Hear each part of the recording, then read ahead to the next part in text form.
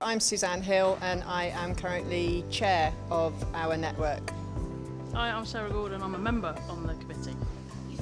And so obviously you're representing a much larger group of volunteers, but on behalf of them and yourself, what does winning this award mean for you and the group, the network? So it is very exciting for us because we do a lot of volunteering, a lot of hard work, and it's great to have that recognised. So thank you. Brilliant. And obviously you've received some feedback along the way as part of the process. How's that going to help kind of impact future work?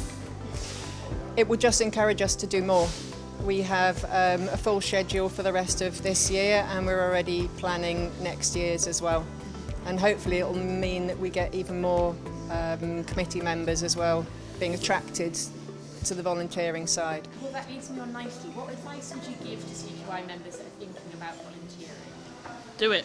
Absolutely do it. It's rewarding. It gets you with a group of like-minded people, takes away some of that frustration that you might have at work, and ultimately is rewarding. Brilliant. And how has volunteering helped you two with your personal and your professional journeys?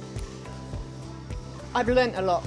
I've learnt a lot through organising events, through creating the atmosphere within the committee, and it's good for my own personal development.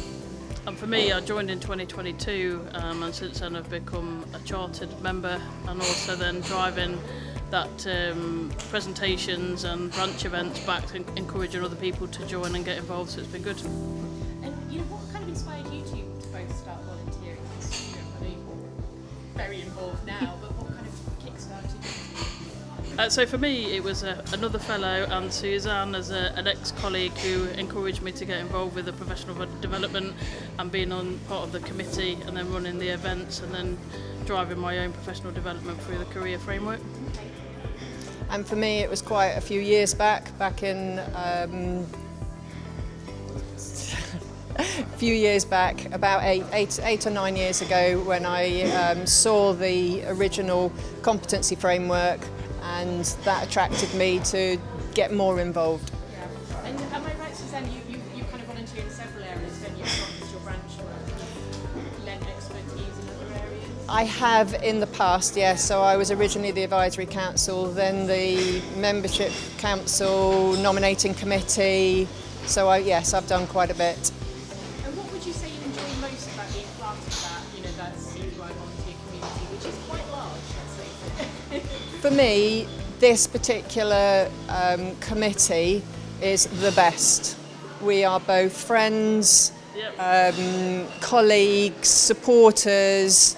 If anybody has a quality issue at work, we'll talk to each other. Yeah, we're just basically a fab network, aren't we? Absolutely, yeah. It's that camaraderie between us and having fun along the way. How do you think volunteering supports the wider quality profession?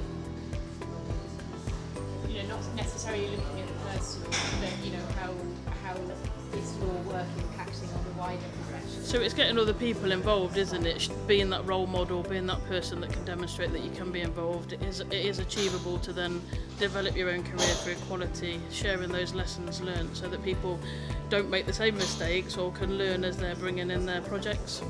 Yeah, and all of the activity that we do, whether it be seminars, visits, and also STEM, school activity, we're developing the future. I think it's a good note to finish on. Okay, thank you.